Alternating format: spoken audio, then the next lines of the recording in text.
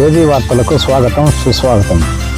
జిల్లా పుల్లంపేట మండలం రెడ్డిపల్లి చెరువు కట్ట వద్ద మామిడికాయ లారీ ఆదివారం రాత్రి అదుపు తప్పి కట్ట కింద లారీ బోల్తా పడడం 9 మంది వలస కూలీలు అక్కడికక్కడి మృతి చెందడం బాధాకరం.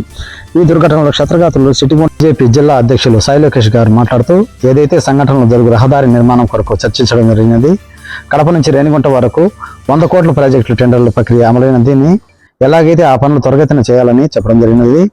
అలాగే సంఘటన మరణించిన బాధితులకు క్షతగాత్రులకు పూర్తి స్థాయిలో ఆ కుటుంబాలకు న్యాయం చేకూర్చేలా విధంగా ప్రభుత్వాన్ని తెలుపుతామని బీజేపీ జిల్లా అధ్యక్షుడు సాయి లోకేష్ గారు విన్నవించడం జరిగినది.